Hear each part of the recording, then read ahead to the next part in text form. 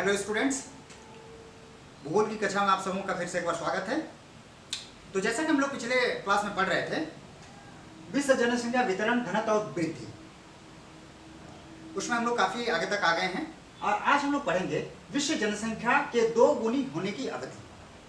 तो जिस रफ्तार से विश्व की जनसंख्या बढ़ रही है, उसके आधार पे जो जनसंख्या के जो विद्वान हैं, जो जनसंख्या को मूल्यांकन करते हैं, उसके आधार पे विश्व के बहुत सारे जो देश है उसमें कितनी जल्दी उसके जनसंख्या के 2 गुनी होने की जो चांसेस है, 2 गुना होने का जो उम्मीद है, उसके आधार पर आज हम लोग परिचर्चा करेंगे। तो विश्व के जनसंख्या में जो भी विद्वान है उन लोगों का कहना है कि विश्व जनसंख्या बहुत तेज गति से बढ़ रही है और जनसंख्या वृद्धि दर की तुलना करने की यह एक अन्य विधि भी है जिससे हम लोग जनसंख्या का तुलनात्मक अध्ययन करते हैं। इसमें इस बात की गणना की जाती है कि वर्तमान वार्षिक वृद्धि दर पर कोई जनसंख्या कितने वर्षों की अवधि में 2 गुनी हो जाती है या 2 गुनी हो जाएगी।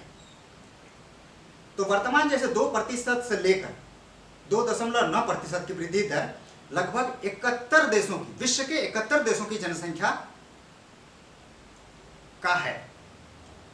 और जो 71 देश है उसका उम्मीद किया जा रहा है कि ये लगभग 24 वर्ष से लेकर 35 वर्ष में वहां की जनसंख्या 2 गुनी हो जाएगी। और जहां पर या जिन देशों में 3% से लेकर 4.4% वृद्धि दर है, वैसे लगभग 14 देश है जहां की जनसंख्या 2 गुनी होने की अवधि जो है वो 16 वर्ष से लेकर 23 वर्ष तक का उम्मीद कर रहे हैं। भारत की वर्तमान वृद्धि दर कितना है? तो भारत का वर्तमान वृद्धि दर है 1.9%। और यदि वृद्धि दर इतनी ही रही तो भारत जो लगभग हमारे देश का 1 अरब आबादी है, इसको 2 अरब होने में लगभग 36 वर्ष लगेंगे। टेक्स्ट बुक में जो डेटा दिया हुआ है, ठीक है, इसको आप लोग गौर से देख लीजिएगा। डेटा को यहां भी देखिए। इसमें मुख्य रूप से जो हम लोग देखते हैं, तो जैसे चाड हुआ, इराक, पाकिस्तान, अफ्रीका का जनसंख्या वृद्धि दर काफी तेज है, जबकि जो यूरोपीय देश है, जैसे या फिर हम लोग कह सकते हैं कि संपूर्ण यूरोप में जर्मनी हो गया, रूस हो गया, यूक्रेन हो गया, उन देशों का जो जनसंख्या वृद्धि दर है ये काफी निम्न है या काफी धीमी गति से वहां पे है। यूरोपियन देशों में जनसंख्या काफी धीमी गति से बढ़ रही है। यहाँ पे एक चीज हम लोग देख सकते हैं कि जो विकासशील देश है वहाँ की जनसंख्या वृद्धि काफी तेज है, लेकिन जहाँ जो विकसित देश है वहाँ की जनसंख्या वृद्धि काफी स्थिर है या कम है। अब यहाँ पे एक चीज और दूसरा हम लोग बिंदु पे आते हैं, जनसंख्या परिवर्तन का स्थानिक प्रतिरूप।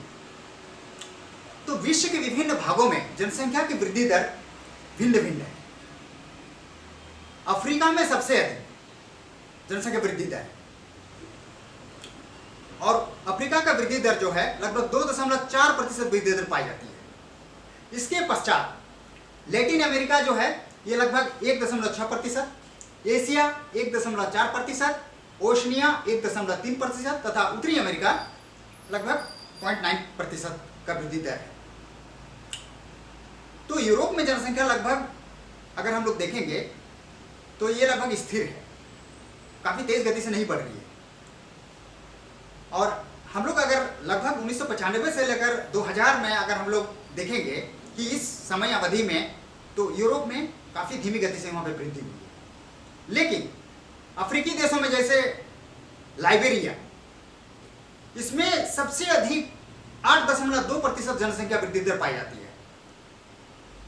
कभी कभी आप लोगों का जो एग्जामिनेशन है उसमें ये सवाल भी पूछा जाता है कि सबसे ज्यादा जनसंख्या वृद्धि दर किस देश की है। तो यहाँ पे आप लोगों को एक ध्यान रखना है कि लाइबेरिया जो कि अफ्रीका महाद्वीप में है।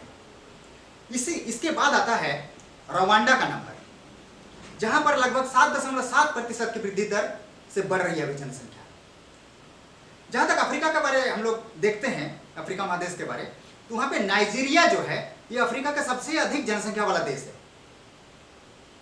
और एशिया महाद्वीप में जब हम लोग देखते हैं तो एशिया के अधिकांश जो मुस्लिम देशों में वहाँ पे लगभग 2% या से अधिक वृद्धि दर पाई जाती है।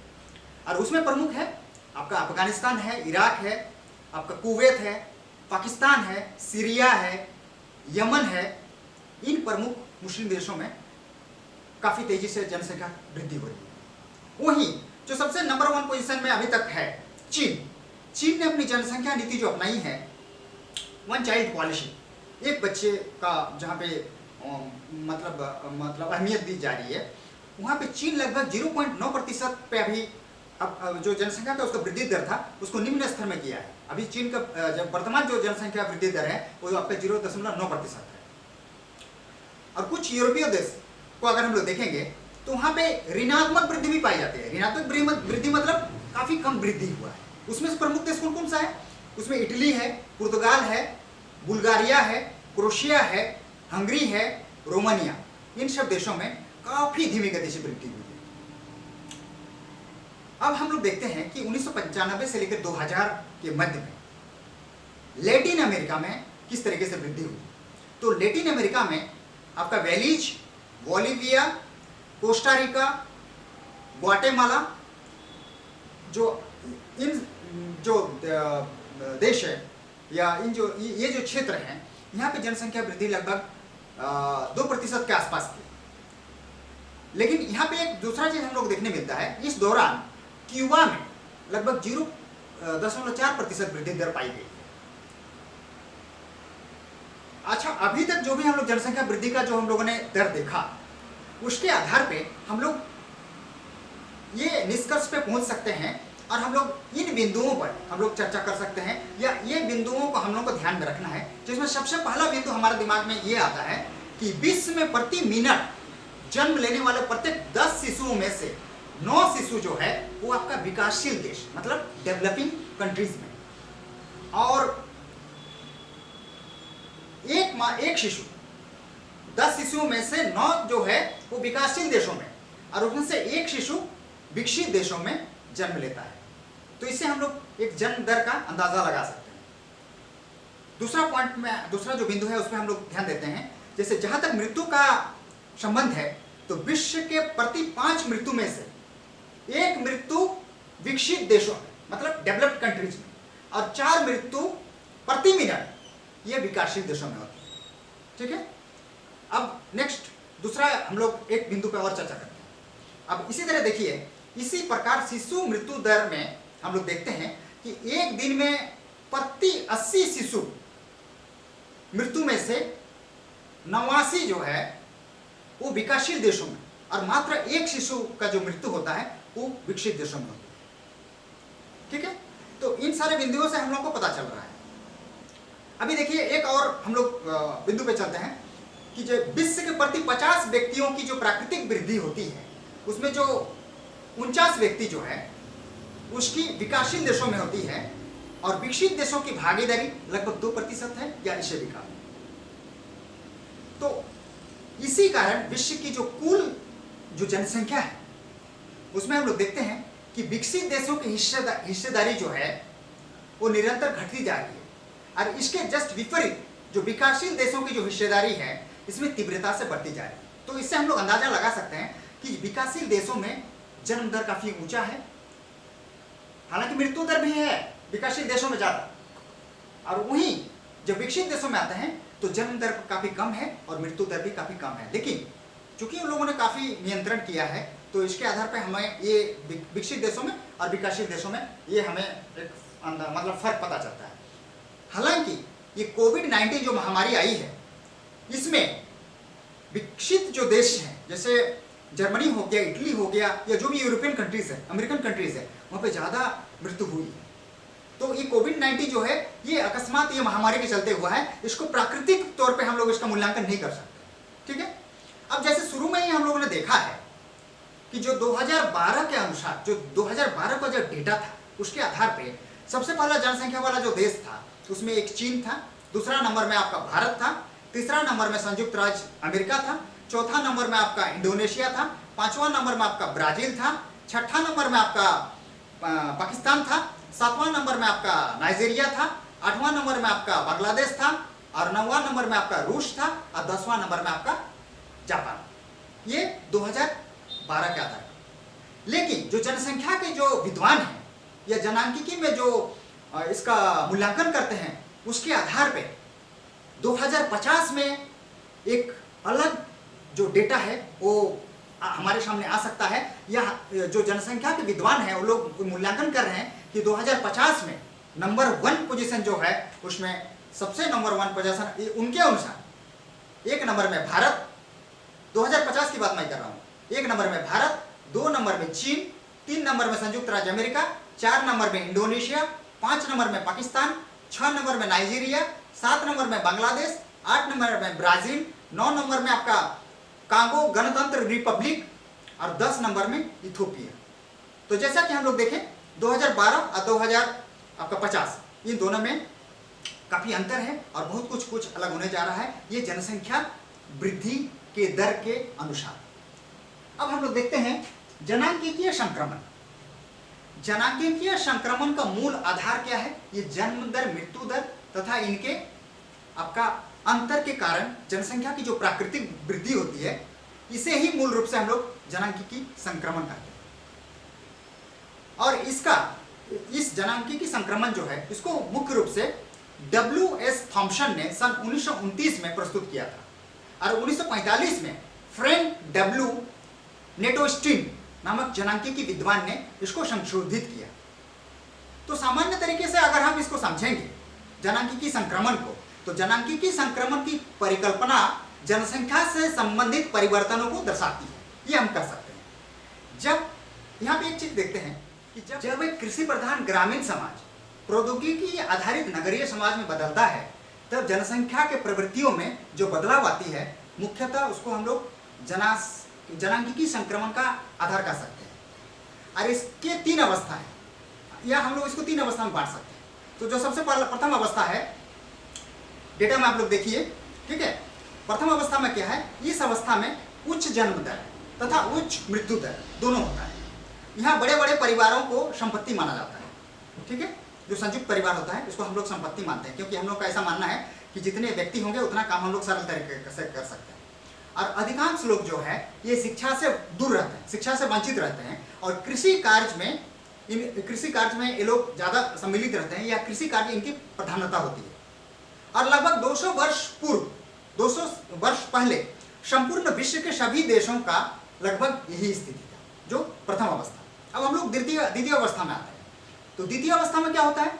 इस अवस्था में जो विकास होने लगती है, तो अच्छा, जो मृत्यु दर में कमी आती है, ठीक है। तो जो मृत्यु दर में कमी आती है, और मृत्यु दर में कमी क्यों आती है?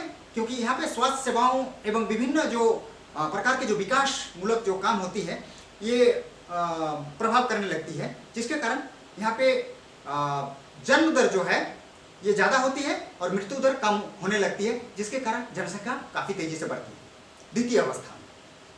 अब हम लोग तृतीय अवस्था में देखते हैं। तृतीय अवस्था क्या है? यह अंतिम अवस्था है जिसमें जन्म दर तथा मृत्यु दर दोनों ही कम होती है, और जनसंख्या लगभग स्थिर या बहुत ही धीमी गति से बढ़ती है, ठीक है। जनसंख्या नगरीय एवं शिक्षित हो जाती है, जिसके कारण हर एक व्यक्ति को, समाज को अपने परिवार को नियंत्रित करने का और अपने परिवार को एक अच्छा परिवार, एक मतलब एक हेल्दी फैमिली करने के लिए उसमें अपने दिमाग में सोचता है, जिसके चलते परिवार की वृद्धि नहीं करता है। परिवार यानी कि कम परिवार के इसको प्रेफर करता है, ठीक है। यहाँ पे एक हम लोग बिंदु पे चर्चा करेंगे कि इस अवस्था में आकर जनसंख्या नियंत्रण के जो उपाय है, इस पर भी समाज सोचने के लिए मजबूर होता है, या कोई भी देश इसमें मतलब इसमें विचार करता है। तो जनसंख्या को नियंत्रण करने का सबसे प्रभावशाली उपाय जो है यह है परिवार नियोजन, जिसका अर्थ है बच्चे के जन्म को रोकना एवं बच्चे के जन्म के समय में अंतराल को बढ़ावा देना, ठीक है। और इसका सबसे पहले हमें समाज को सोचना चाहिए कि कच्ची उम्र में अपने जो बेटी है उसका विवाह नहीं देना है, और समाज के हर एक व्यक्ति को स्वास्थ्य के प्रति जागरूक करना है, सचेत करना है, अपने स्वास्थ्य के प्रति ध्यान देने के लिए प्रेरित करना है। तो जनसंख्या जो संक्रमण है या जनांकीय जो संक्रमण है, इस पर एक जनांकीयविद थॉमस मॉल्थस ने अपना सिद्धांत 1793 में दिए, जिसमें उनका कहना था कि जनसंख्या वृद्धि का जो दुष्परिणाम है वो क्या होगा। अगर जनसंख्या विस्फोट हो जाती है या जनसंख्या काफी तेजी से बढ़ने लगती है तो उसमें क्या क्या हमें दुष्परिणाम आ सकता है। एक है अकाल मृत्यु, बीमारी भी फैलेगा, और चूंकि पूरे समाज में एक असंतोष सृष्टि उपलब्ध होगी, चूंकि समाज में मनुष्य काफी ज्यादा हो जाएंगे और जो संसाधन है वो सीमित हो जाएंगे, तो गृह युद्ध या युद्ध का भी एक परिणाम हम लोग को देखने मिल सकता है। तो इसीलिए पूरे समाज को अपने मतलब एक स्वस्थ समाज के निर्माण के लिए जनसंख्या का जो एक विस्फोट शुरू हो गया है, जनसंख्या वृद्धि काफी भयानक रूप ले सकती है, तो जनसंख्या को अपना सीमित एवं स्वस्थ एवं शिक्षित समाज को बनाने के लिए हम सबों का इसमें योगदान होना चाहिए। और इसके साथ ही ये जो हम लोग टॉपिक पढ़ रहे थे जनसंख्या, विश्व जनसंख्या वितरण, घनत्व और वृद्धि, ये समाप्त होती है। अगला हम लोग नेक्स्ट क्लास में हम लोग पढ़ेंगे मानव क्रियाकलाप। धन्यवाद, जोहार, जय हिंद।